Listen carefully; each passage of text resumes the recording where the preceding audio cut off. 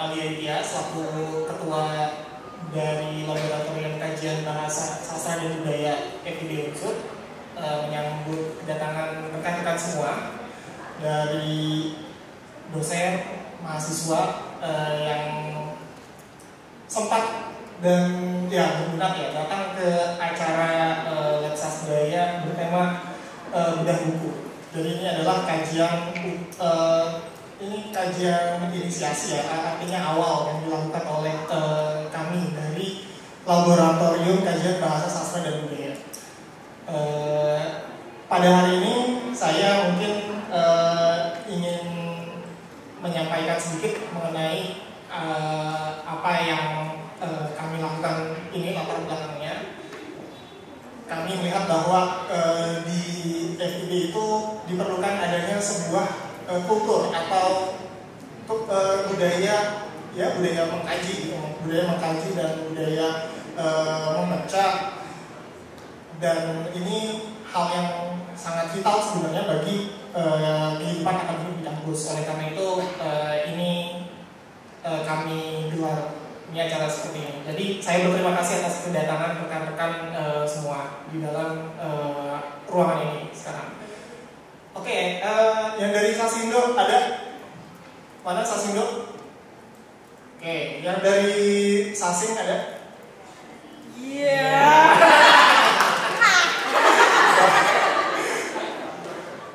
Oke, jadi memang kami menyasar ke mahasiswa ya sebenarnya, karena mahasiswa ya itulah untuk menyegarkan gitu, memberi penyegaran bahwa ya memang kehidupan kita itu kalau kayak gini ya, kehidupan kajian sebenarnya. Jadi ada buku yang saya kira sangat menarik untuk dibahas, yaitu bukunya Jennifer Craig. Memang temanya itu fashion. Kenapa? Karena sebenarnya mungkin yang dari mahasiswa rekan-rekan sudah tahu bahwa pada bulan apa ya?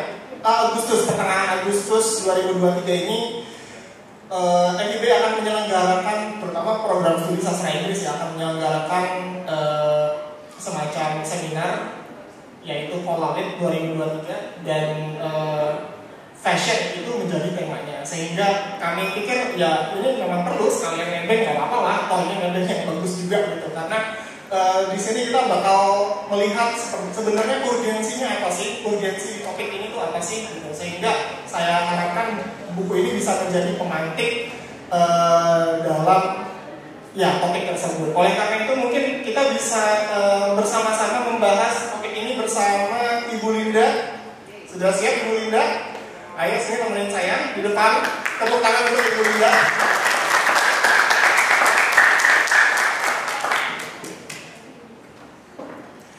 Oke, Ibu Linda ini latar belakangnya saya beritahu sedikit ya.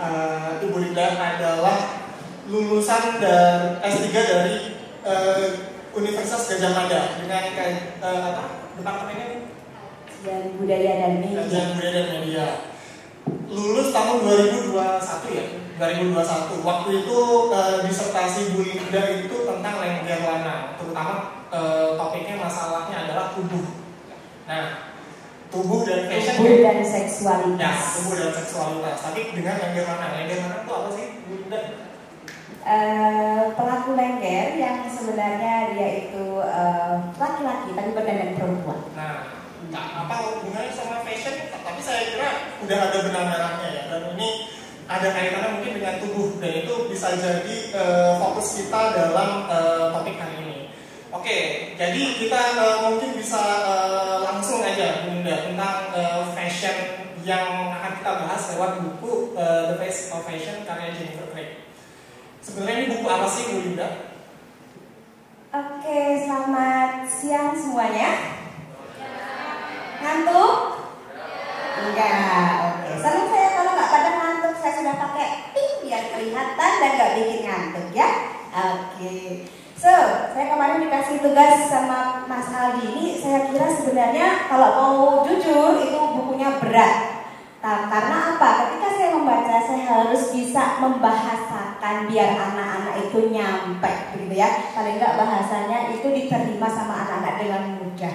Karena buku ini sebenarnya kalau untuk kajian cultural studies sangat cocok sekali. Jadi buku ini membahas tentang fashion, tapi dalam relasinya, dalam hubungannya tidak hanya terkait fashion show, tapi bagaimana fashion itu sebenarnya ada ruang-ruang lain yang bisa berrelasi sangat kuat. Jadi symbiotic relationship disebutnya seperti itu ya. Ini dalam fashion itu ada hubungannya dengan tubuh, kemudian ada hubungannya dengan gender, ada hubungannya dengan identitas ya.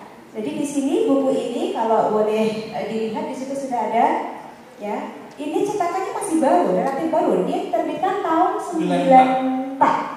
94. Nah, saya nanti mau menginisiasi paling enggak spill saja ya. Karena kalau mau detail nanti kuliahnya jadi 2 jam bisa 1 semester nanti kuliahnya ya. Jadi ini hanya spill saja, spill tipis-tipis biar nanti teman-teman di sini semua pengen baca seperti itu. Ya. Oke, jadi di sini buku ini juga mengulas bagaimana sejarah tentang fashion itu, termasuk di dalamnya bagaimana pembedaan antara fashion dan system of fashion. Ya, jadi di situ ada banyak sekali yang bisa kita ulas nanti, termasuk body decoration itu seperti apa sih? Kalau perempuan itu seperti apa sih? Bahkan ada ngomongin tentang lingerie dan swimsuit. Nanti biar pada melek ya. Oke. Menarik sebenarnya. Ya, apalagi nanti kalau suara saya banter biar nggak ngantuk. Baiklah, itu kira-kira skillnya seperti itu. Jadi ada macam-macam sebenarnya hubungan antara fashion dengan sistem di dalam sistem fashion itu sendiri. Namun kita mungkin nggak usah ke sistem dulu ya, tapi kita ke diksi-diksi yang ada di fashion, karena di dalam buku ini juga dibahas apa itu fashion, lalu apa itu kostum, apa itu kayak baju adat, seragam gitu. Tapi apa yang membedakan fashion dengan itu semua? Sebenarnya itu juga dibahas di sini. Bagaimana menurut? Ya, oke. Jadi kalau fashion itu bisa dianggap sebagai sebuah sistem yang kalau dalam buku ini mereka mengulasnya itu dimulai dari haute couture namanya. Jadi semacam elite fashion yang dicontohkan di sini dalam perjalanannya itu adalah dari Paris ya, seperti itu. Jadi mereka membuat satu sistem yang untuk kaum elit, dan baju-bajunya itu bukan daily fashion, bukan yang dipakai untuk sehari-hari. Jadi dia hanya akan didesain untuk kelompok tertentu, kepentingan tertentu. Jadi sangat environmental seperti itu, sangat khusus. Sedangkan kemudian itu berkembang bahwa ada gerakan-gerakan dari daily fashion, para desainer untuk daily fashion, baju yang sehari-hari begitu. Kemudian mereka juga mau bahwa ini menjadi sesuatu yang besar, dan ketika itu diproduksi secara massal, justru haute couture ini yang elite designer tadi menjadi yang marginal, karena mereka justru menjadi yang tidak bisa dinikmati oleh semuanya, ya nggak?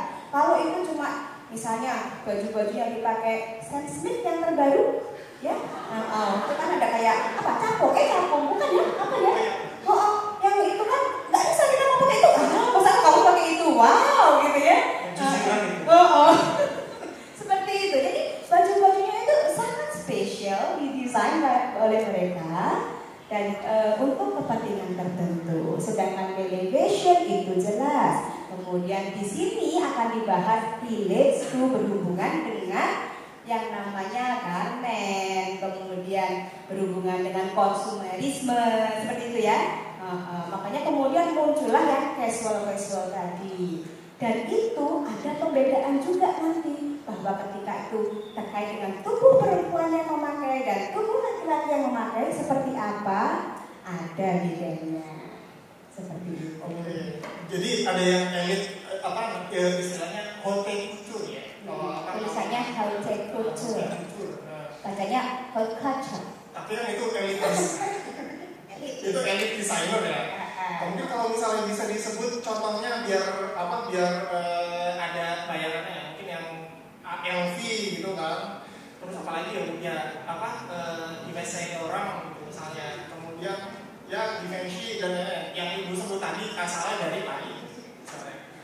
Tapi ini kalau menurut saya ya pas baca buku ini kayaknya ada satu hal yang agak kurang dibahas di sini, yaitu ketika kita bicara tentang bahwa nama-nama itu hanya bisa dikonsumsi oleh kelas tertentu elit, tapi kemudian bagaimana orang kelas yang bawah atau misalnya bagaimana membumikan nama-nama kayak Louis Vuitton atau Givenchy ke dalam sehari-hari itu malah kayaknya nggak dibahas tentang ini loh, tentang barang-barang KW itu loh, yang palsu itu loh. Padahal buku ini kayaknya bicara tentang membumikan itu, bagaimana yang tadinya elit itu menjadi hal yang sehari-hari, tapi malah itu kayaknya itu kultur kita padahal ya. Nah. Mungkin dia nggak sampai ke Indonesia mas, saja. Nanti bisa anak-anak itu ya dicari yang cultural studies, yang KW-KW yang ada di Louis Vuitton itu seperti apa, lagunya aja sudah ada ya. Lagunya ada kan, tahu nggak lagunya? Nggak tahu, nanti kita setelin ya. Louis Vuitton itu loh. Maksudnya itu kan membumikan ya sehari-hari ya. Nah ini kalau kayak gitu sebenarnya maksudnya menjadikan yang tadinya elit sehari-hari itu kalau dalam buku seperti apa sih? Kalau kata Jennifer Craig ini? Iya, kalau Jennifer Craig ini, jadi dia melihat bahwasannya yang tadinya itu elit kemudian jadi marginal, tahu ya marginal ya? Dominannya itu jadi berubah, yang lebih banyak dikonsumsi itu kemudian justru yang menjadi elit, high, karena banyak dia yang mengkonsumsi. Maka di sini kalau kita bisa lihat sebenarnya teori produksi konsumsinya Stuart Hall masuk juga. Ya, seperti itu kalau mau tertarik dengan itu.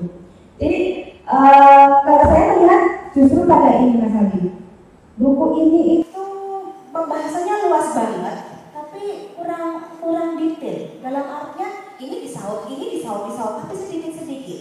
Makanya nanti saya juga bilang, saya hanya akan spill saja karena dia tidak membahas secara detail.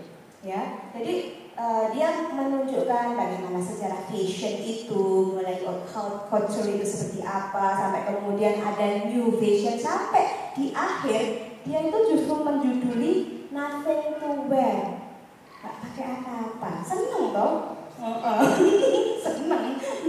Ya, seperti itu. Jadi ada terminologi yang kemudian justru berbalik penggunaannya. Ya, jadi tidak hanya yang tadi elit itu yang hanya refers to yang paling dominan atau paling ibaratnya spesial, mahal dan sebagainya tadi. Oke. Itu mungkin bisa dilihat juga ya. Saya juga merasa seperti itu ketika sedikit membaca buku ini, bahwa ini sangat luas gitu, dan memang buku ini nggak berhenti sampai di situ karena ada lagi tulisan-tulisan tentang fashion dan politik di balik fashion yang sebenarnya memang berangkat dari buku ini, tapi lebih spesifik. Namun sebenarnya kita bisa lihat ya, yang kritik yang bisa kita lontarkan ke buku ini adalah yang membahas fashion, sesuatu yang sebenarnya sangat modern dan western gitu ya. Tapi penulisnya itu Jennifer Craig itu sebenarnya kan orang Australia dari Griffith. Apakah itu masalah? Maksudnya ya orang Barat Australia bicara tentang fashion dari Barat gitu. Nah, menurut Bu Ida gimana? Mungkin itu kemudian yang menjadikan bias atau ada ambiguitas. Memang dia mengemukakan banyak sekali fakta bahwa fashion itu tidak harus selalu western. Dia sudah mengatakan begitu. Fashion itu luas, harus ada redefinisi tentang fashion itu sendiri. Tidak hanya sesuatu yang berbau western atau menggunakan standar western itu. Karena kemudian di dalam yang saya katakan ambigu itu, yang dibahas itu juga mengenai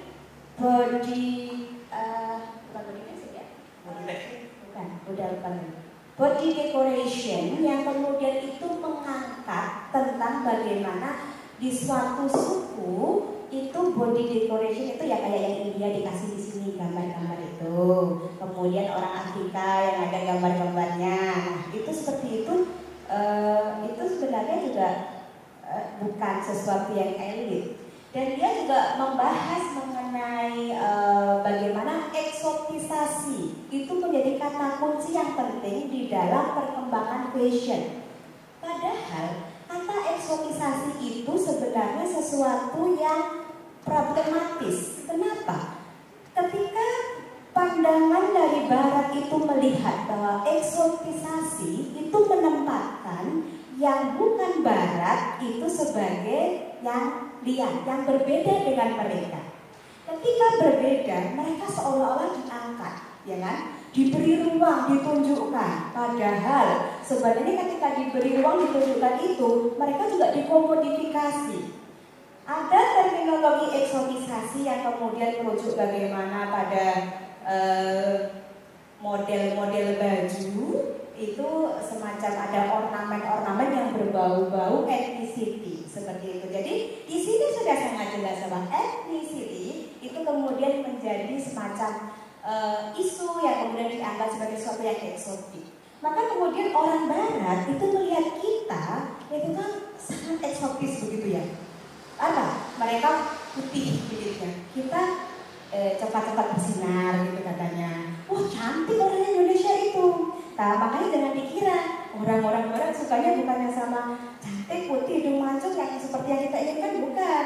Ya seringkali yang dibilang itu, alah ya ampun itu kan mukanya muka pembantu, kok banyak yang suka itu para bule.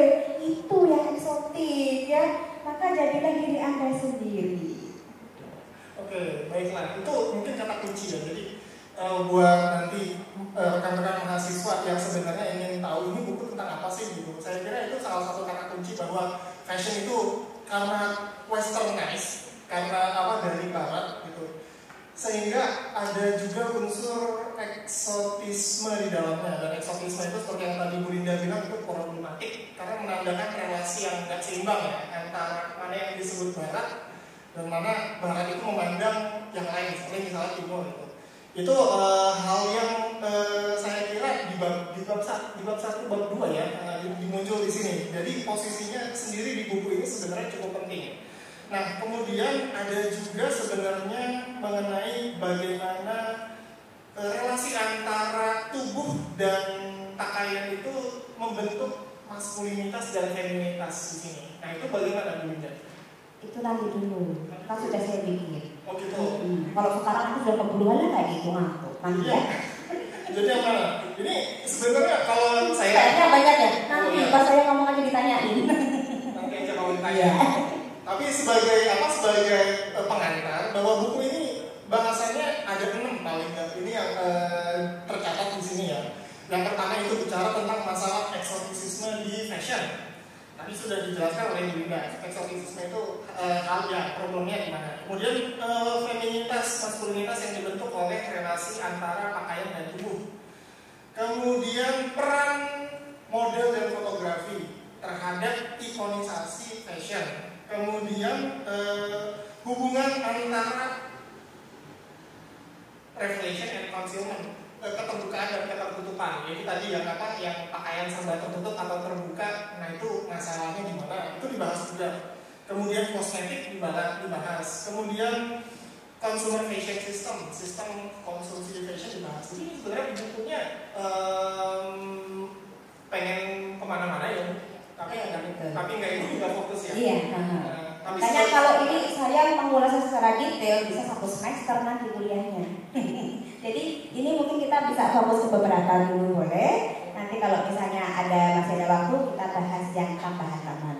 Oke, jadi kita bisa masuk ini ke masalah maskulinitas feminitas karena tampaknya Bu Linda juga disertasinya kan sangat menyinggung itu ya, terutama tentang idea lama. Nah, sebenarnya berikan semacam gambaran singkat dulu deh bahwa sebenarnya pakaian itu seperti apa sih dalam membentuk konstruksi itu? Ya, oke. Jadi kalau permasalahan tentang femininitas dari sisi fashion itu sendiri, mereka sudah membuat satu standar yang bahkan itu konstruksinya itu terus direproduksi. Ya, kalau dari bahasa saya bingung enggak? Kok kalian matanya pada bingung? Ya wes tak ganti. Jadi gini, kalau dalam bayangan foto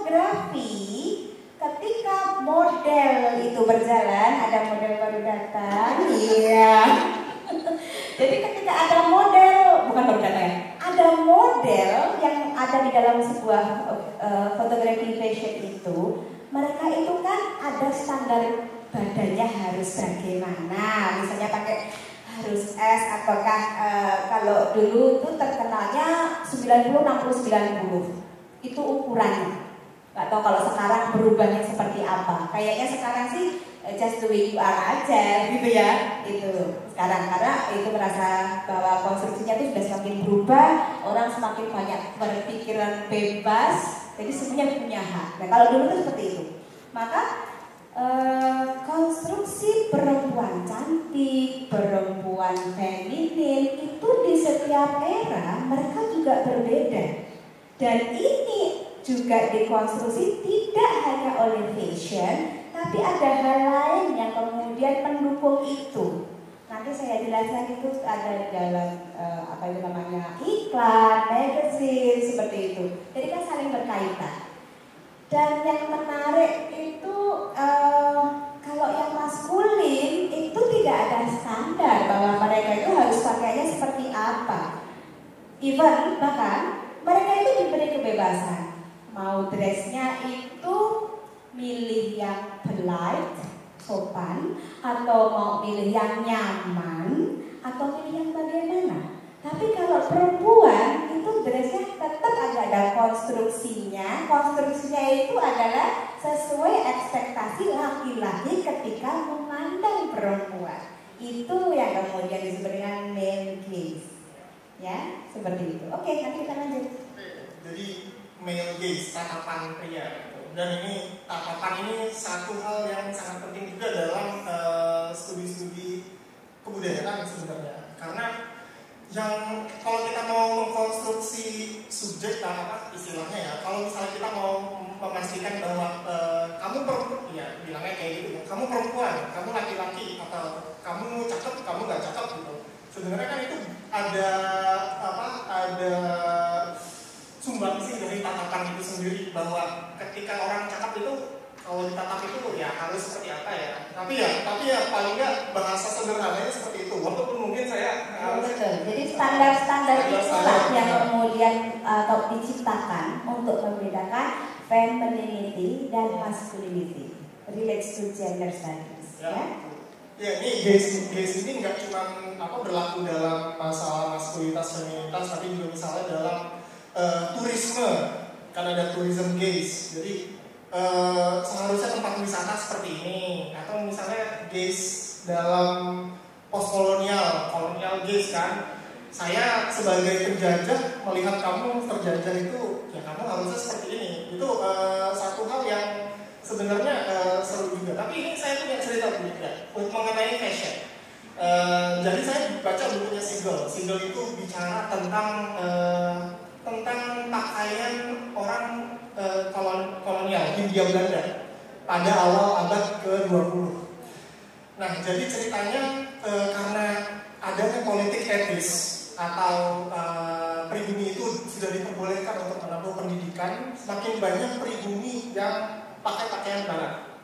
Dan ternyata itu mengganggu orang-orang pemerintah Hindia Belanda pada saat itu, yang orang-orang penjajahnya lah gitu.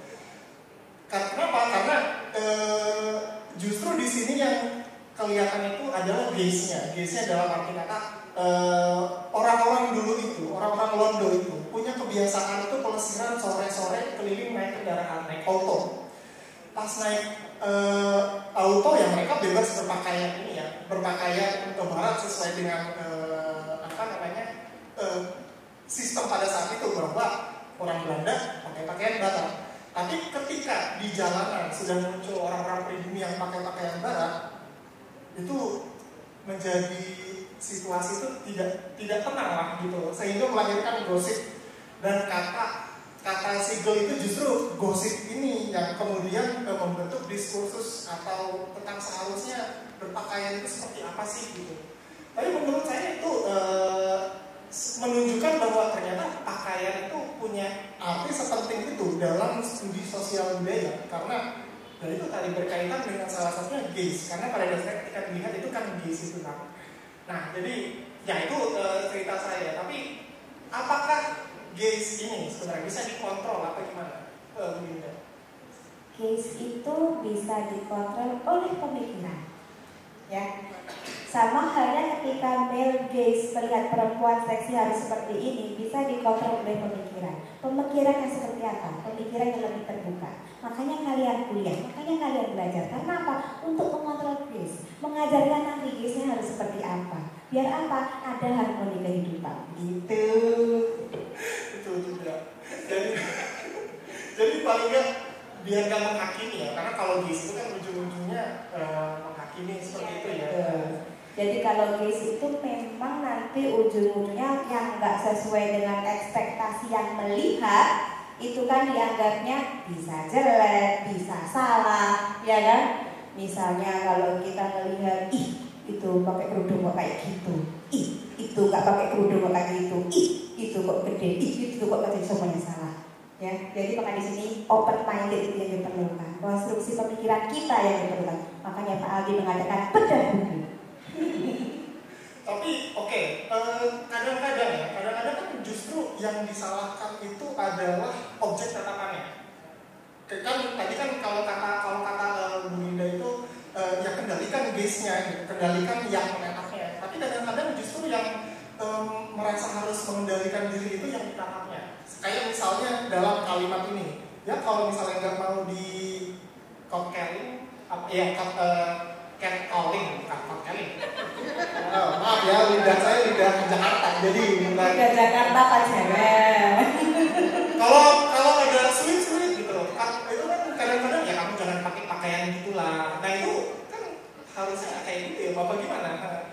Iya itu. Kalau masalah yang terjadi di kultur patriarki itu seringkali yang disalahkan adalah objek. Dalam hal ini objeknya adalah perempuan.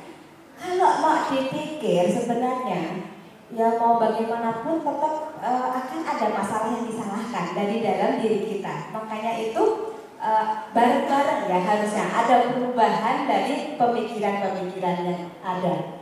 Saya kira begitu.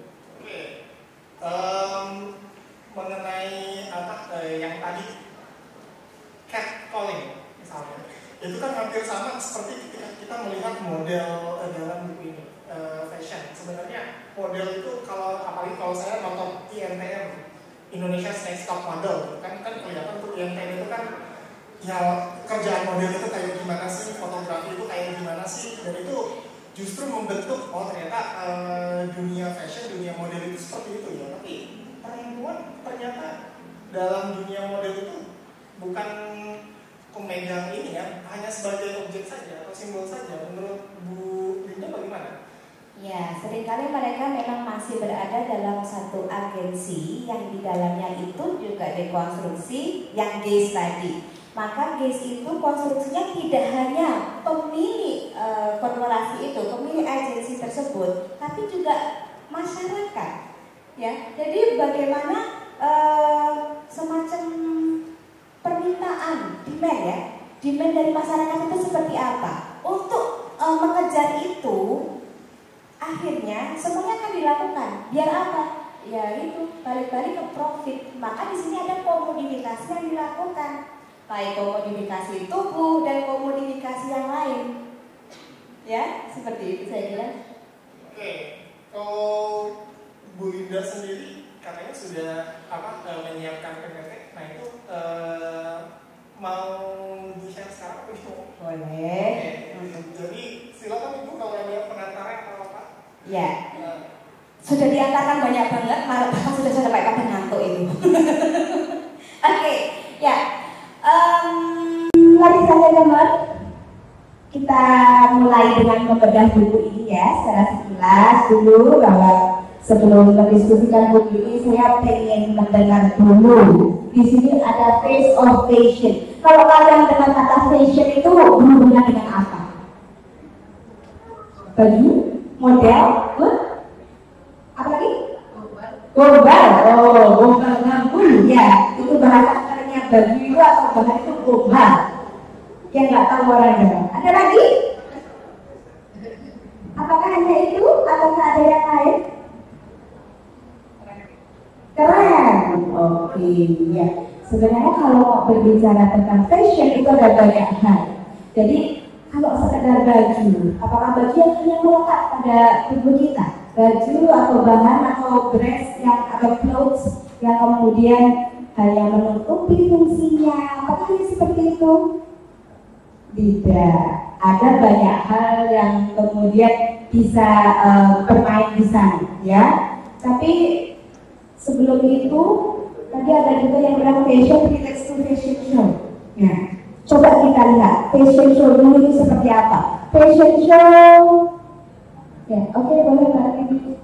Oke, ya, sebelum lihat fashion show, saya mau mengulas sedikit tadi ya yang sudah disebutkan Pak Aldi. Sebenarnya buku ini kalau Mas Aldi tadi marah menjadi 6 hal, saya memasuknya justru pada 5. Yang pertama itu tentang face of fashion itu sendiri, dia ngomongin apa, technical bodies and technology of self. Jadi berbicara tentang tubuh, hubungannya tubuh dan baju, dan juga bicara tentang technique of fashion. Kemudian yang kedua, fashioning woman. Tapi yang ketiga bukan fashioning man, fashioning masculinity. Ya.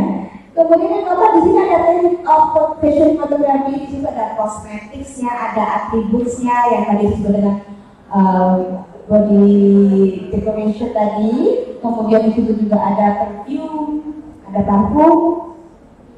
Kemudian yang terakhir itu nothing to wear, itu conclusion ya sebenarnya. Ketika bicara fashion woman, itu ada teknik untuk menjadi feminine itu seperti apa, ya. Ngomongin juga tentang female body, tubuh perempuan itu seperti apa standarnya, ya. Yang terakhir ada states of undress, itu ngomongin lingerie, ya, dan swimsuit. Oke, itu hal-hal penting yang sebenarnya nanti akan saya bahas secara sekilas karena secara mendalam nanti bisa kita diskusikan. Ya, satu chapter itu sebenarnya bisa menjadi satu pertemuan. Gila kan? Sini saya suruh ngerangkum, suruh ngomong berapa jam Pak? Setengah tiga, berarti 40 menit ya. Gak usah lama-lama, nanti saya capek. Oke, yuk lanjut Mbak. Ya oke, ladies and gentlemen, sebelum kita mulai untuk berbicara tentang fashion, kita lihat dulu ini. Yang belum terbiasa untuk melihat yang namanya haute couture tadi ya, haute couture itu kita lihat di sini. Silakan. Yang pertama dulu video yang sebelumnya. Oke, silakan 2 menit aja.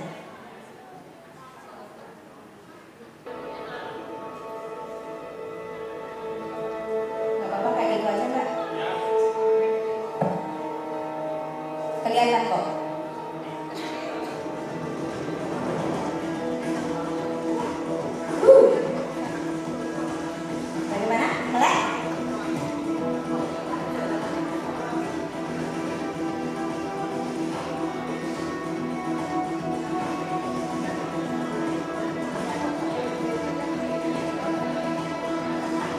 Jalan-jalan begini sekarang bukan hype ya, bahwa foto-foto itu nggak harus selalu gaya kok, sekarang gaya robot.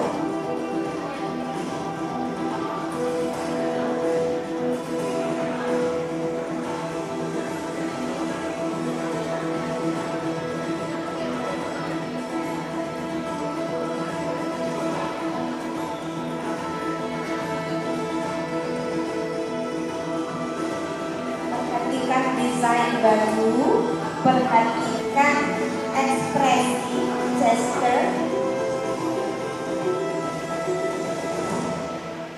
perhatikan shape of the body.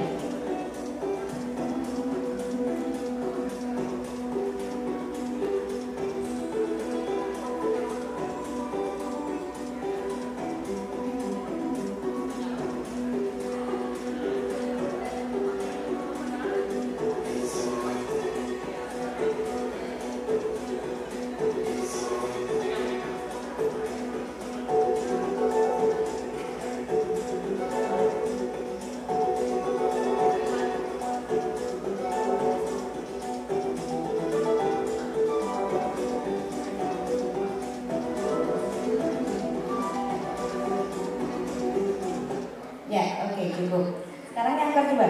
Sebentar saya mau menanyakan dulu sebelum kita. Kalau kalian lihat tadi shape of the body-nya seperti apa? Bentuk tubuhnya bagaimana? Slim, anggun, semuanya tinggi. Oke. Untuk facial expression-nya seperti apa? Jaim. Jaim? Jaim makannya. Ada lagi? Datar. Kemudian kalau datar yang perempuan begitu, dia buka mulut sedikit itu menunjukkan apa? Sensuality. Itu yang required. Ya, the sense of sensuality memunculkan sensualitas perempuan, sensualitas dalam sebuah femininitas dari badan yang kemudian tadi dipakai baju. Mungkin nggak kalian pakai baju itu ke kampus? Enggak. Ya mungkin aja film ya. Kalau mau ya boleh. Tapi kan nggak fit time bisa ya. Nanti pada occasion tertentu, environment tertentu seperti itu ya. Oke. Nggak ada yang model-modelnya kayak kita ya. Oke, maksudnya gitu loh. Saya nggak bilang ya, saya bilang begini aja. Sekarang kita lihat yang ini. Silakan Mbak.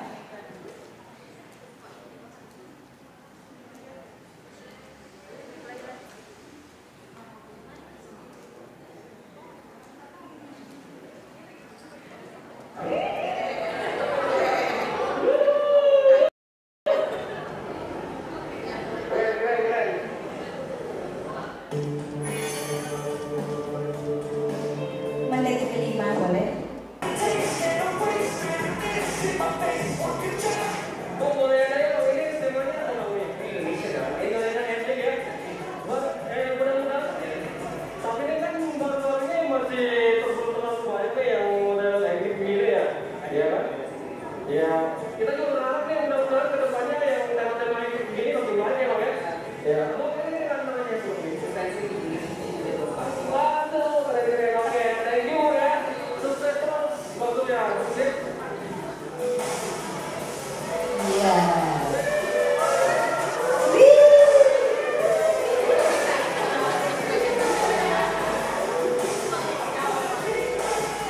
Ya, bisa dilihat?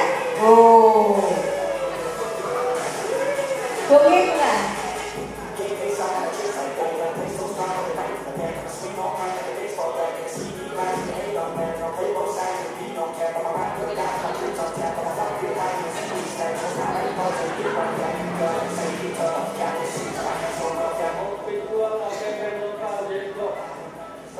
Ada pesan-pesan kemudian yang disampaikan di sini. Outfit KW tadi yang kemudian dipantikkan oleh apa? Ini cuma 3 hari dari 15 muda, kamu sekarang ya, oke, cukup Mbak. dari berbagai ibu, bapak-bapak. Ya, saya tahu kalian senang lihat itu daripada mendengar saya ngomong. Tapi ya kita ada perlu yang ada yang perlu kita bahas. Bagaimana kalian melihat perbedaan dari dua video tadi? Kalau yang kedua, kalau yang pertama tadi kan sudah ya, bodinya harus begini, gesturnya begini, bajunya begini. Kalau yang kedua bagaimana? Enggak seperti yang pertama. Apa pembedanya? Lebih bebas. Bajunya bagaimana? Ya itu yang disebut dengan daily atau everyday fashion. Ya, kalau yang pertama tadi elite, yang kedua tadi everyday fashion. Itu menciptakan satu sistem tersendiri, sistem of fashion, di mana kemudian ada garment atau industri pakaian yang bergerak. Ya, makanya tadi ada tulisan lokal apa tadi? KW tadi itu, ya, dia mempromosikan itu. Oke? Tapi itu juga beda environment-nya. Beda environment. Iya. Yang kedua itu di ruang publik. Betul. Yang kedua di mana kira-kira? Citayam. Oke. Sudirman. CBD. SCBD. Sudirman, Citayam. Yang orang Jakarta langsung protes. Ya, pelesetannya pagi. Ya, oke, di Sudirman ya. Sudirman Business District Center. Ya, seperti itu ya. Tapi di diplesetkan. Karena apa? Di situ ruang yang kemudian diciptakan atau dibuat untuk para anak-anak muda yang pakai baju biasa. Sering loh ya, kalau dilihat di TikTok itu ditanyain, ayo outfitnya, atas kaosnya harganya berapa? 30.000. Tasnya minjem, kacamatanya minjem punya babe. Nah, misalnya kayak gitu. Jadi ya seolah-olah apa adanya. Tapi bagaimana perkembangannya? Nanti kita lihat tahun ini perubahannya seperti apa. Karena ini menjadi awal untuk di Indonesia mulai ada inisiasi untuk melakukan hal yang sama. Hype kan ya waktu itu rame banget, luar biasa. Jadi kalau ini dilihat itu bisa menjadi semacam pergerakan arus bawah untuk menanam kemapanan tadi, kemapanan elit atau high culture tadi, elevation tadi, semacam resistensi dari mereka bahwa fashion itu nggak harus di ruang tertutup loh, mereka nggak harus tinggi as models, kemudian 180 cm, high heel, enggak. Tadi dia nyadar kayaknya ya, nggak pakai sendal ya. Ada, pokoknya mereka menjadi diri mereka apa adanya, nah, seperti itu, ya. Jadi nanti bisa dilihat nanti nextnya seperti apa. Oke, lanjut ke bawah. Jadi pembedaan antara dua hal tadi menunjukkan bahwa baju itu sangat penting. Ini ada kutipan menarik dari McDowell ini bahwa clothes were a tool of operation. Ya, a weapon wielded against the poor. They wore on their backs to prove that they were superior intellectually, morally, and socially. Jadi hati-hati memaknai fashion atau baju atau clothes Anda. Karena dalam hal ini baju itu bisa menjadi alat opresi. Misalnya gampangnya, ini kan dikatakan bahwa yang memakai berbeda dengan kita itu menunjukkan kita lebih superior, kita lebih bermoral. Ya, secara sosial kita punya manner yang lebih bagus. Misalnya, kalau kalian ada orang, kalau sekarang sih saya rasa kalian sudah punya pemikiran yang bagus, ya, tidak akan berpikiran begitu. Misalnya ada anak punk yang datang dekat dengan kita, mesti kan kalian melihatnya, ih, aku takut, mbok nanti dia apa-apain, gitu toh? Karena relate-nya kalian punk itu bajunya hitam-hitam, ada body piercing, ya kan? Terus nanti kayak mereka itu kriminal, karena mereka itu homeless, misalnya kayak gitu. Padahal sekarang ada gerakan punk yang soleh, katanya begitu. Jadi punkers tapi dia sholat katanya. Di Jogja ada itu, dan penelitiannya bisa masuk di cultural studies. Ya, jadi jangan risau bahwa hal-hal sepele itu bisa menjadi objek kajian kita. Dari hal sepele, hal yang menyenangkan bisa menjadi alat untuk Anda lulus. Oke? Ya. Lanjut, Mbak. Oke, masuk ke sini lagi bahwa ketika kita berbicara tentang buku ini, The Face of Fashion, ini ada berbicara tentang relasi antara elite designer atau yang kita sebut dengan haute couture dengan everyday fashion, yaitu clothing behavior in general. Jadi tadi sudah saya contohkan dengan video yang sudah clear ya bahwa ini yang masuknya everyday fashion. Buku ini juga mengulas mengenai histories of fashion, di mana Western clothing system itu menjadi center, menjadi kiblat dari desain semuanya. Jadi ini ada norma-norma yang juga diterapkan dalam suatu momen tertentu, dalam suatu peristiwa tertentu. Kalau di situ dibahas mengenai Victorian corset, boleh dilihat ke halaman selanjutnya dulu, Mbak. Ya, ini bahwa ini pernah menjadi hype. Victorian high lace corset ini menjadi standar bagaimana fashion baju dalam itu dipakai di era Victoria, harus berenda-renda, tapi ada rok mininya. Jadi modelnya itu kayak cute gitu ya. Terus dalam perkembangannya itu juga berubah. Misalnya yang di Korea, di Jepang, mereka mengadopsi high lace-nya, Victorianya, tapi pakai style dan gaya Jepang dan Korea, misalnya kayak gitu. Oke, dan corset itu juga menjadi tren loh. Ya, kalau kalian belum, nanti ibu-ibu yang sudah melahirkan biasanya itu sasarannya ya. Oke, balik lagi yang tadi. Thank you. Jadi di sini juga ada membahas mengenai bagaimana everyday fashion itu kemudian yang tadi saya katakan, mereka mulai bereaksi bahwa kok kiblatnya high culture atau edit designer semua, kok enggak yang everyday ini. Maka mereka menciptakan sebuah sistem. Oke, dan sistem ini yang kemudian juga mengubah styles of dress. Jadi terminologi fashion itu sama mereka kemudian diubah dan mengalami pembaharuan. Ya, di sini ada menyangkut tadi adornment and conduct, grammars of fashion itu maksudnya adalah terkait dengan bodies of rules and form, jadi bentuk tubuh dan aturan-aturan bentuk tubuh, makanya disebut dengan body technique, ya. Juga yang mengharuskan codes of dress behavior, pantesnya pakai baju itu gimana? Akhirnya ada standar-standar yang diterapkan, bahwa ketika kalian kuliah tidak boleh pakai kaos bolong misalnya kayak gitu ya, gitu. Gak boleh pakai sandal jepit. Nah, misalnya kayak gitu. Tapi kaos udah pasti bolong. Oh iya, kaos oblong. Kalau nggak bolong gimana? Kaos oblong, sandal jepit. Nah, semuanya diminta untuk berpakaian yang sopan, misalnya kayak gitu. Oke. Kemudian ini juga menunjukkan adanya kuasa. Ya, jadi baju itu juga berhubungan dengan relasi kuasa.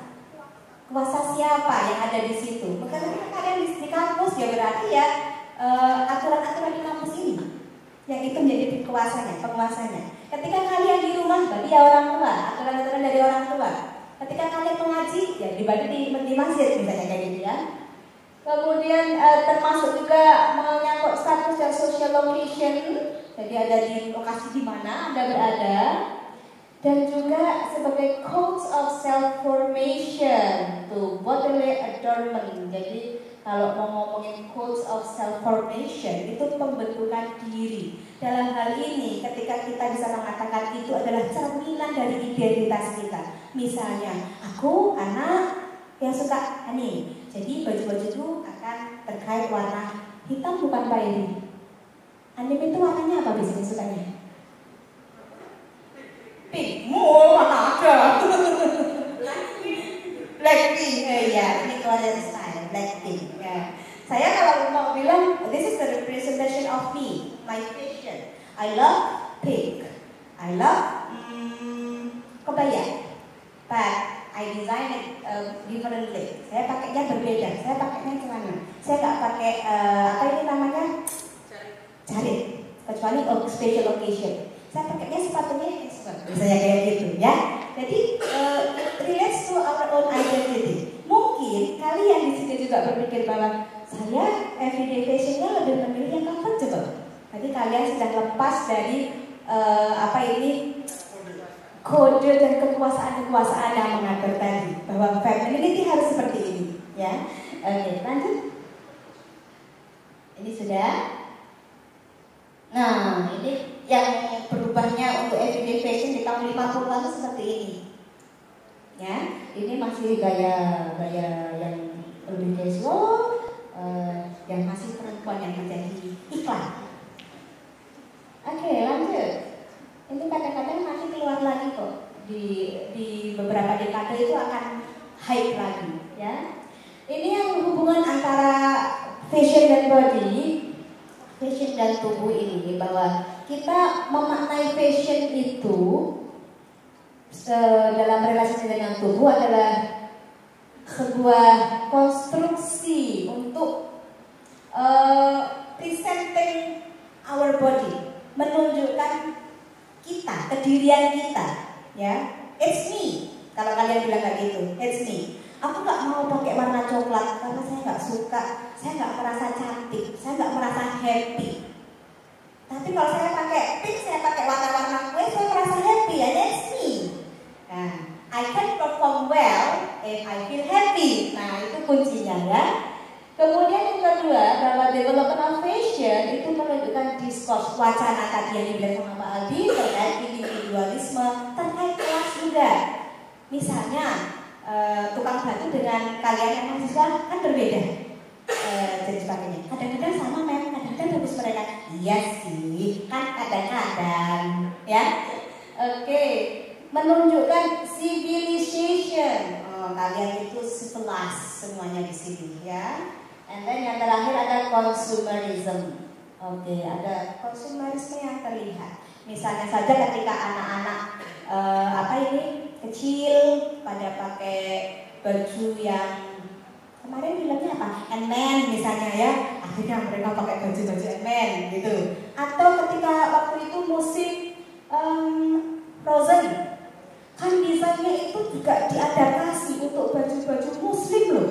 Jangan salah ya, baju-baju muslim itu yang ketika ada begini terus ada yang ke belakangnya itu sekarang kan baju muslim atau baju kalian yang waktu wisuda ada sebenarnya. Itu diinspirasi dari situ ya. Itu menunjukkan ada konsumerisme. Oke. Dan bagaimana hubungannya dengan body atau tubuh? Bahwa di sini ada hubungan antara tubuh dan lingkungan tempat tinggal kita. Maka disebut dengan habitus tadi, ya. Dan yang kedua, fashion itu adalah teknologi of civility. Jadi bagaimana kita itu harus berperilaku yang tepat di suatu lingkungan tertentu dengan atau sesuai norma tertentu secara sosial. Seperti itu. Maka di situ tadi rawan adanya opresi tadi. Dia bisa jadi alat opresi. Oke, lanjut ya. Nah, ini tadi yang dikatakan sebagai security relationship ada hubungan bahwa fashion itu adalah body technique. Ketika dia disuruh untuk berperilaku secara normal, secara sosial dikatakan normal. Mungkin kalau saya bajunya terlalu seksi akan dibilang itu memang nggak normal. Ya, maka dalam hubungannya seperti badan atau body dengan clothes itu kita lihat ketika clothes itu aktif dia bisa bermakna ketika dipakai. Kalau dia tergeletak kan dia cuma kain kok, nggak bermakna apa-apa seperti itu. Maka di sini fashion itu adalah body technique yang mengartikulasikan bahasa kita. Bahasa sebagai saya orang Jawa, tapi saya suka Cina, jadi saya bikin modelnya agak-agak cicik gitu ya. Misalnya lagi, kemudian di sini ada dress and body techniques itu tailor-made for environment. Ketika Anda pakai baju special occasion pasti berbeda dengan occasion tertentu. Mau kondangan, ya bajunya beda. Mau ke kampus, bajunya beda. Ya, wisuda bajunya beda. Seperti itu. Itu yang namanya tailor-made. Ini adalah teknik untuk mengestablish itu apa? Melanggengkan pembedaan itu, ya. Jadi semacam ada lingkaran yang harus terjadi di sini, lingkaran dari sistemnya tadi. Lanjut.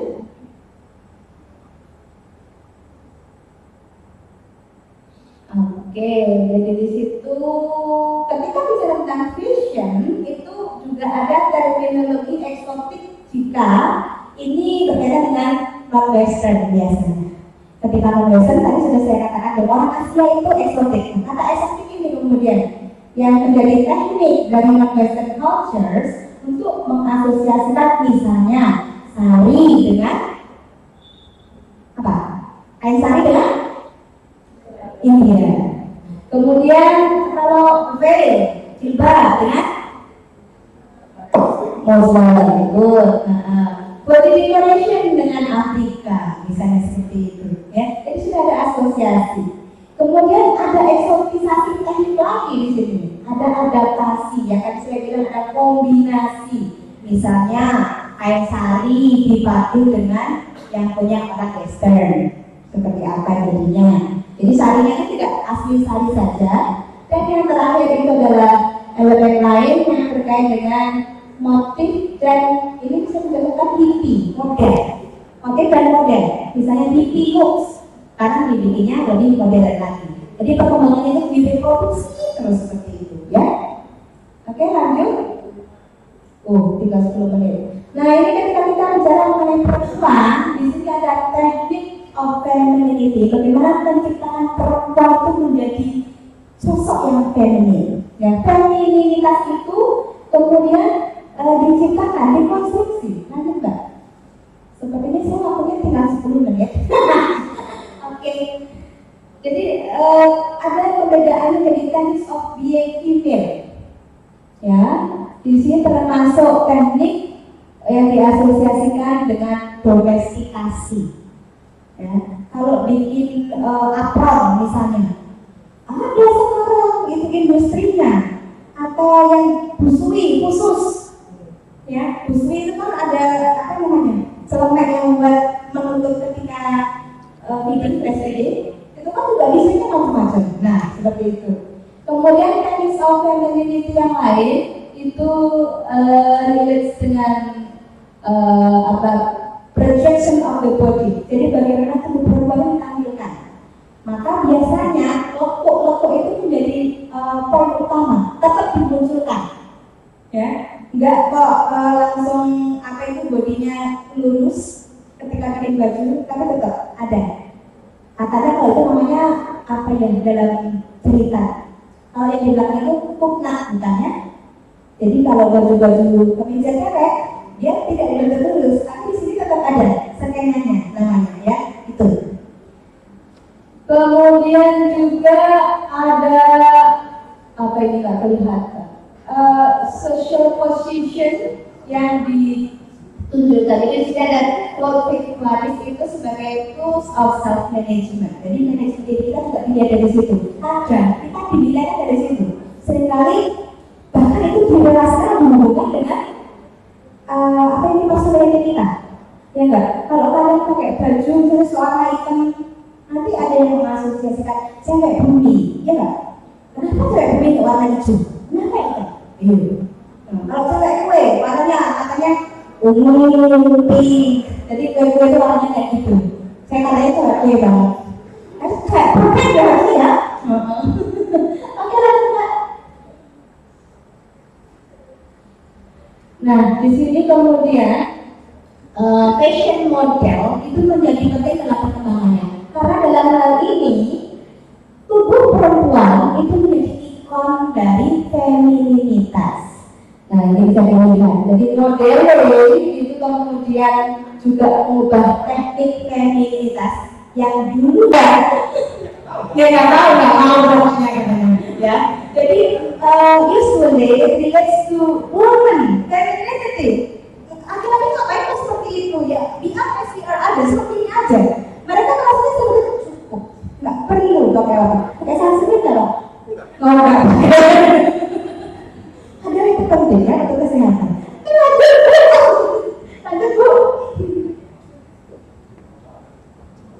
Nah ini kalau kemudian bicara tentang fashion fotografi, ini ada model-model. Kalau dulu fashion fotografi itu arahnya pada sesuatu yang natural, warna-warna yang dihasilkan, ya bentuk-bentuk bodinya seperti itu. Jadi ada kalau mereka mengatakan estetik dan jenis fotografi itu masuknya dari naturalism. Oke, lanjut. Ngomong saya nggak bisa ya. Tapi kemudian ketika naturalism itu tadi terkait dengan tubuh perempuan yang diminta dengan Escher tadi, ya sebenarnya ada perkembangan bahwa ketika di era 1900-an ada redefining female sexuality. Itu juga dikonstruksi melalui fotografi dan fashion. Kenapa? Rambutnya kemudian ini dia bisa dilihat, ya. Jadi different clothes for different genders and different genders through clothes. Mereka membedakan seperti itu, tapi dia mengadakan ini. Fashion fotografi itu dibalik dari belakang. Rambutnya cowok, ya, gayanya, stylenya juga sok cool, misalnya kayak gitu. Itu perkembangannya seperti itu. Lanjut. Nah, ini yang kemudian tadi saya katakan mengenai body decoration, bahwa itu juga menjadi penting ketika ini berbicara techniques of body decoration yang melihat self and the social body. Maksudnya self itu kita, diri kita. Social body, tubuh kita dalam hubungannya dengan masyarakat. Secara konstruksinya secara sosial. Maka kalau bisa dilihat body decoration itu dilihat sebagai satu praktik kultural yang ada di suatu suku tertentu, ya, etnis tertentu. Kalau sekarang perkembangannya semuanya bisa pakai, ya itu perkembangan sekarang. Tapi kalau zaman dulu, ini arahnya ke sana, ya. Oke, lanjut. Ketika berhubungan dengan tadi body collection, body decoration, maka hal-hal yang lain terkait dengan make up, kemudian perfume itu juga dikonstruksi sebagai kelengkapan dari fashion itu sendiri. Bahwa ketika berbicara perfume, itu ada perfume desire, itu dia menunjukkan distinctive personality. Jadi kita pakai parfum bau apa, itu kan sudah menunjukkan identitas kita. Saya sukanya yang fresh misalnya, ya. Berarti saya sukanya ya gitu, yang bau-bau alam, bau-bau ini. Tapi kok lucu ya, nggak suka bau floral, biasanya pink, relates to woman, relates to floral gitu ya. Kalau saya enggak, saya sukanya ya baunya fresh. Karena itu terus saya manusia enak gitu. Kalau gue ini sukanya bau durian. Ya, jadi parfum bau durian. Teman-teman yang langsung tergantung yang di pengen makan. Kemudian parfum itu juga dikatakan belum sebagai expression of desire. Jadi di situ katanya ada yang sekarang tuh lagi apa? Kamaran. Ya, kerjanya cuma dibuat loh. Nggak tahu kan? Nggak tahu besok dulu. Tak pernah, ya. Ya, bakaran itu kemudian sekarang lagi high. Nah, kalau kalian lihat di situ dari desainnya perfume saja itu juga sudah bergender. Itu kalau yang perempuan bentuknya itu untuk cewek ya, parfum-parfum itu diarahkan. Iya, lucu-lucu gitu kan, nggak hanya kotak-kotak. Ya, warnanya juga pink, brush ya, meskipun mereknya Chanel. Apalagi dulu ya, saya nggak bisa lihat. Oke, jadi kalau kalian tertarik dengan perfume misalnya, bisa lihat ke situ. Ya, next. Nah, ini kalau ini ya state of undress. Jadi di sini ada permasalahan yang agak riskan karena tubuh itu menjadi sesuatu yang berbahaya. Dia dianggap sebagai sign of sexual conduct, tapi di sisi lain dia didesain, diinginkan. Itu saya pilih fotonya yang begitu biar nggak bikin imajinasi ya. Jadi di sini ada orientational implication of exposure. Ada semacam orientasi yang kemudian diterapkan pada tubuh ini, diinginkan, ya. Lanjut. Kalau dalam perkembangannya di buku ini juga diceritakan underwear perempuan dan underwear laki-laki itu punya perbedaan yang sangat distintif ya. Jadi kalau di sini femininity itu ya, kalau rumus underwear itu harus feminin dan tidak boleh maskulin. Dan dia pakai special fabrics, ada light cut, potongannya jelas, ada simbol-simbolnya. Nah, kalau yang cowok itu ya harus yang tua banget underwearnya. Oke. Coba Mbak lihat ke selanjutnya. Itu, nah ini perbedaannya. Underwearnya dulu kayak gitu. Ya, kayak main foto ya, main kuda ya. Berkuda. Lihat jalan seperti ini perkembangannya. Oke, lanjut. Nah, ini tetap aja objeknya kemudian masuk pada female. And the subject is primarily female. Kenapa begitu? Karena ini relates to subordination to the form of the male gaze. Jadi perempuan ketika berbicara tentang fashion, berbicara tentang underwear tetap harus untuk memuaskan mata laki-laki, bukan untuk kesenangan perempuan sendiri. Ya. Kalau kemudian perempuan merasa kalau baju ini lucu ya, bagus ya, itu karena kemudian sudah terkonsumsi juga dia untuk memenuhi ekspektasi laki-laki yang menginginkan dia, misalnya kayak gitu. Lanjut. Nah, ini kalau masculinity universal pada ini bahwa mereka itu ada pilihan dress for comfort or style. Kalau style, mereka juga gak aneh-aneh. Karena tadi itu world of fashion itu dikatakan sebagai world of women. Highlightnya kalau western bilangnya kayak gitu, ya. Tapi dalam perkembangannya ada mereka membuat namanya Dadaism, itu civilizing imperatif. Dan itu untuk respectability, untuk dihargai, dihormati. Tapi dalam perkembangannya lagi ada new male modes, model-model baru untuk kostum fantastik. Kita lihat Mbak untuk selanjutnya. Nah ini dulu men's wearables pada tahun 1900 kayak gini, ya ada tie-nya, ada vest-nya, ada jas-nya, ada, ya. Dan mereka biasanya pakai topi dan apa ini? Topi, t-shirt. Lanjut. Nah ini yang dikatakan Dadaism. Jadi menunjukkan aristokrat ya, di Inggris ya perubahannya ya. Jadi itu between trendsetter and fashionable groups, dandy. Sekarang kalau Dadaismnya itu pakainya rambutnya cepat, kacamata, dan biasanya pakai nolia. Kalau dia apa yang main sekarang itu ada yang namanya lasaku. Lasaku itu kayak di Islamnya Amerika itu. Terus tapi pakai orang kulit hitam pakai pakaian yang berbeda gitu. Tapi itu subkultur sebenarnya. Oke, itu dari sini dari memang mereka akhirnya nabung sampai banyak karena yang beli pakaian yang mahal yang beli seperti itu. Tapi yang seru itu dipakainya di tengah Islam. Pemukiman ya. Itu namanya disebut teknik apropriasi ya. Jadi yang tadi itu hanya untuk yang orang-orang beragama elit, tapi kemudian diturunkan dan mereka memakainya di Islam area. Bukan hanya untuk yang non elit saja, untuk pesta-pesta saja, menunjukkan status tadi. Ya. Oke, thank you Pak Ali. Nah, kalau perkembangannya new filmos itu berkaitan dengan ini baju yang dipakai di Indonesia sebenarnya nggak cocok ya, panas. Yang kemudian untuk leisure itu kalau dibilang male-nya seperti itu, hanya jeans, kaos. Ya, tapi cewek-cewek sekarang sudah mulai juga kan pakai jeans dan kaos, iya sih. Ini ngomongin yang dulu, ya, ini bukunya yang dulu. Lanjut. Nah, ini kemudian kalau kita bicara conclusion ini dia bicara nothing to wear.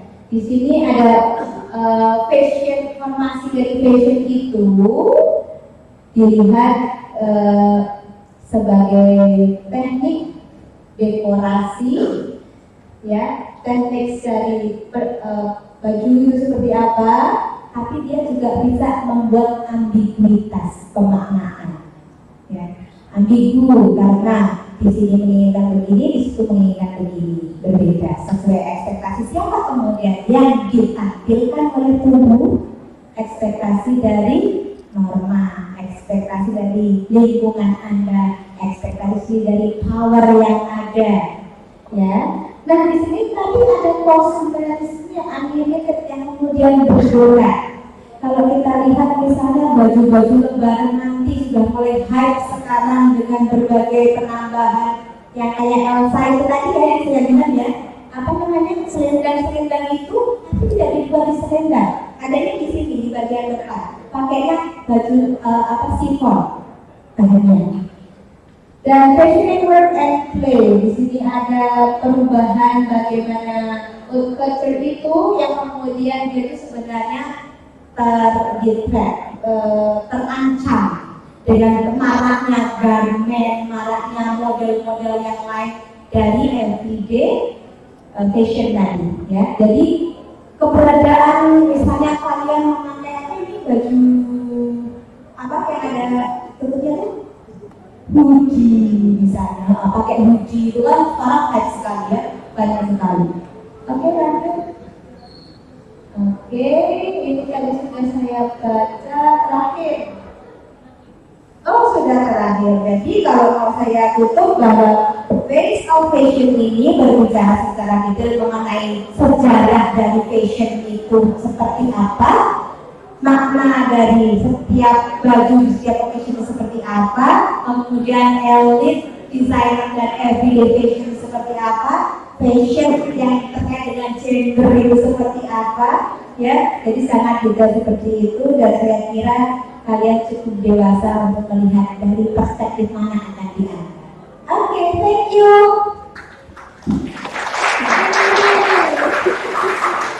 Oke, saya ingin membuka sesi pertanyaan sebelum paling jika ingin bertanya silakan. Satu lagi, silakan. Oke, silakan. Bisa ke depan mungkin. Yuk, bisa sekalian. Apa ya? Ini Mbak ya. Tolong sebutkan nama dan asal dari prodi apa? Selamat siang semuanya, nama saya Raka dari Prodi Sastra Indonesia Angkatan 2020. Saya ingin bertanya, jadi di buku ini sudah membahas basis kenapa orang-orang yang disebut elit ini bikin sebuah hegemoni kepada masyarakat luas dengan menggunakan fashion culture yang budaya gamon, budaya idealisme, ideal mereka, terus mungkin mahal atau culture gitu, dengan menumbuhkan sikap FOMO kita, maksudnya masyarakat luas terhadap tren-tren yang mereka bikin. Kayak mungkin contohnya tadi, mungkin dengan adanya runway atau mungkin semacam Paris Fashion Week, terus yang diadaptasi menjadi Citayam Fashion Week, terus bahkan dia cuma di Citayam tapi juga di Purwokerto mungkin sampai beberapa kali ada gitu. Jadi mungkin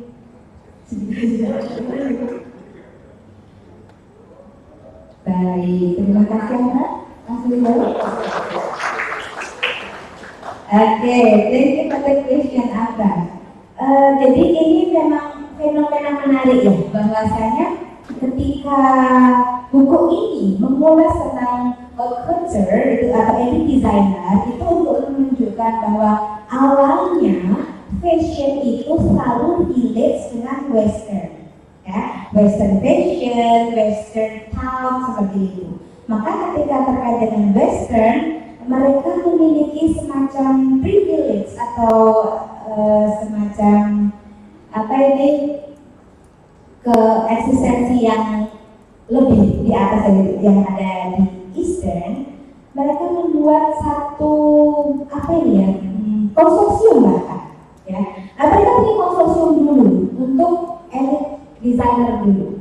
Jadi mereka tuh ingin menunjukkan distinction, menunjukkan pembedaan bahwa mereka itu sangat spesial karena itu kan semua bahan, semua mode atau fashion atau clothes yang dia buat itu kan untuk kelompok tertentu, kalangan tertentu.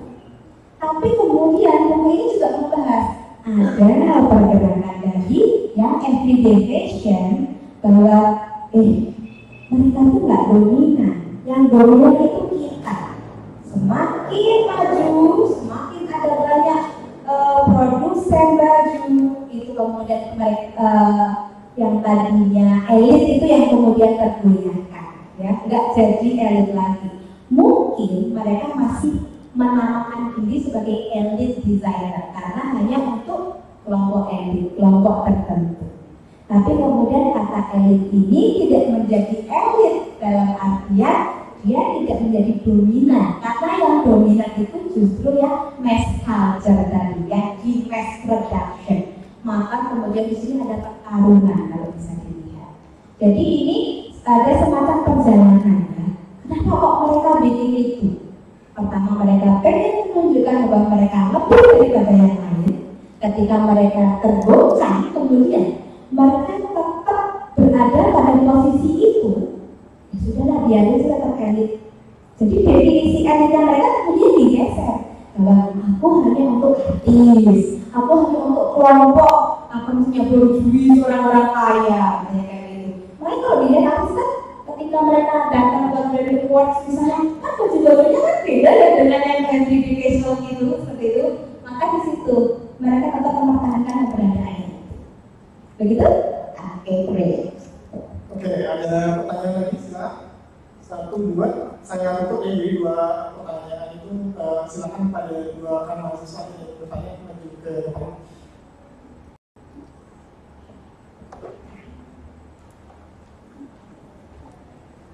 Baik, terima kasih telah berikan kesempatan untuk bertanya.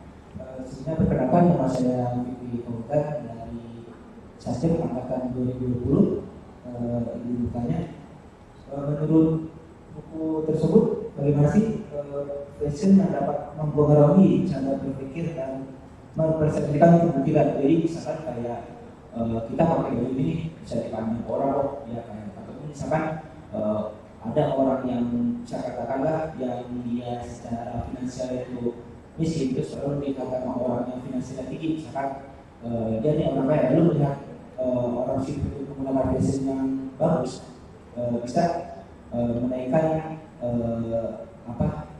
nilai sosial mereka gitu. Jadi dia tuh bagaimana pandangan di dalam buku ini. Terima kasih. Baik, terima kasih. Satu lagi, nanti langsung bertanya lagi, apa nanti yang satu bersih.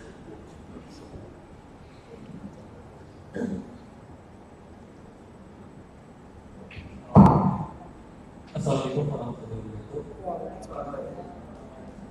Sebelumnya perkenalkan nama saya dulunya. Saya merupakan mahasiswa MKM dari Una, prodi sosial.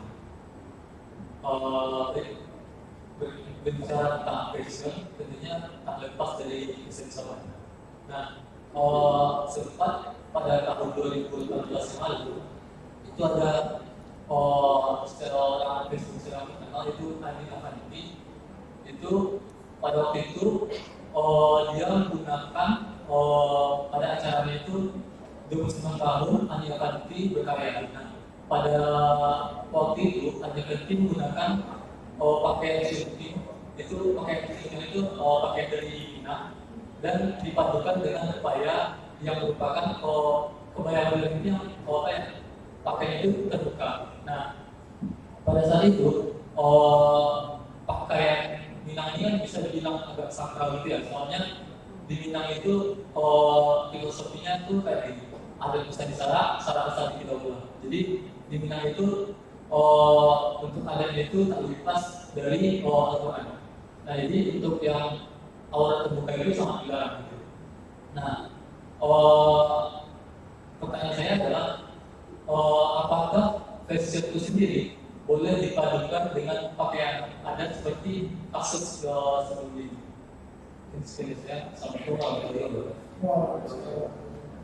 Selamat Ibu tidak. Dua pertanyaan ini menarik saya. Iya, pertanyaan yang sangat menarik. Thank you for the question. Oke, Vicky, Mas Vicky dari Sasjep. Ya, tadi mempertanyakan apakah Mas Vicky di buku ini dia tidak menjelaskan atau mengulas tentang bagaimana fashion itu mempengaruhi cara berpikir ya. Jadi buku ini hanya memberikan ilustrasi bagaimana perkembangan dari fashion itu sendiri, dan mungkin yang bisa menjadi pemantik pemikiran itu adalah bagaimana buku ini memberikan overview atau pandangan tentang bagaimana kemudian fashion itu dalam perkembangannya tidak bergender seperti itu. Maka tadi ketika saya menunjukkan ada foto yang ada belakang itu, yang dari fotografi itu, dia ada semacam revolution dari pemaknaan fashion yang tadinya khusus cewek ke cewek, kemudian di akhir itu dia membahas ini loh yang casual bisa semuanya, ya seperti itu. Jadi tidak ada secara detail yang membahas bahwa fashion itu relates to thought, bagaimana pemikiran kita bisa diubah melalui perkembangan fashion itu nggak ada. Ya, tadi saya menggunakan beberapa statement bahwa apa yang bisa mengubah konstruksi pemikiran itu, konstruksi dari fashion itu, karena saya melihat bahwa di sini kita punya peran. Ya, sebagai generasi muda, sebagai anak-anak yang sedang kuliah, anak-anak yang sedang berpikir, ya, saya kira kedewasaan kalian yang di-share seperti itu. Oke, Mas Iki? Oke, great. Dan yang kedua, terima kasih dari Mas BKM Unan, ya, Mas siapa? Yuda. Oke, ya, Mas Yuda. Thank you for the question. Terima kasih. Jadi tadi membicarakan mengenai kasus di tahun 2018 Ana Avanti, ya. Dia menggunakan memadukan kebaya dengan adat Minang, tapi kebayanya atau adatnya itu yang terbuka. Oh, kebayanya terbuka. Sedangkan kalau adat Minang itu sebenarnya tertutup. Ya, itu terkait dengan religiusitas juga ya, cultural norms-nya. Nah, apakah boleh fashion itu dipadukan dengan pakaian adat? Ya, kalau kita lihat trajektori atau perjalanan karir anak Avanti itu memang dalam bidang ini ya yang sangat tradisional. Dia kan bergerak dalam ini ya, membuat kebaya-kebaya, desain kebaya di bidangnya. Nah, mungkin maksud anak Avanti adalah supaya tidak ada diskriminasi, dia mulai mengangkat berbagai tema dari beberapa adat yang lain selain Jawa, biar nggak Jawa sentris. Cuma yang mungkin harus diperhatikan adalah bagaimana cultural norms-nya itu tetap terjaga dengan dibawa untuk fashion model seperti itu. Maka di situ kalau kita katakan apakah boleh, sebenarnya ya boleh-boleh saja, sah-sah saja. Ketika mau membuat baju brodo misalnya, bawahnya kita kasih jahit, oke, bisa ya. Jadi elaborasi antara desain dari satu daerah dengan daerah lain di Indonesia misalnya, it is okay, nggak masalah. Tapi ya itu tadi, yang luput adalah bagaimana norma-norma kulturalnya itu kemudian jika itu sangat penting dan tidak bisa ditinggalkan, berarti juga harus dibawa sebagai satu paket, gitu ya. Nah, saya kira begitu. Thank you. Oke, baik, terima kasih. Saya sebenarnya sebelum menutup ini mau menambahkan sedikit tentang dua pertanyaan tadi. Saya mau bahas masalah yang menurut saya sangat ini ya, sangat penting, yaitu ketika kita membahas fashion itu bukan sebagai sesuatu yang fix atau tetap, gitu. Karena fashion itu ternyata berubah kemudian sangat dinamis, tergantung dengan apa yang mempengaruhinya. Tapi kita nggak boleh lupa juga bahwa ada yang namanya strukturasi dan ada yang namanya agen sebenarnya. Strukturasi itu seperti misalnya kita terhubung oleh sistem, misalnya kayak kita berpakaian harus seperti ini, dalam acara tertentu harus seperti ini, kalau di rumah seperti ini, di luar rumah seperti ini. Tapi kadang-kadang itu didobrak juga oleh namanya agency. Agency itu kan orang yang tiba-tiba keluar dari struktur itu sebenarnya, tapi ya dia menantang struktur itu. Jadi misalnya saya satu hari ini berpakaian yang agak beda dari yang lain kan gitu. Ya, keputusan itu menjadikan seseorang itu sebagai agen, dan itu bisa dicapai dengan pakaian sebenarnya. Jadi berpakaian seperti berstrategi mungkin ya. Kamu ingin mengatakan apa, kamu ingin menyampaikan apa sebenarnya. Jadi tidak hanya bahwa kita ini mengikuti sistem fashion yang ada, tapi mungkin saya ingin mengatakan sesuatu lewat tubuh saya, lewat baju saya.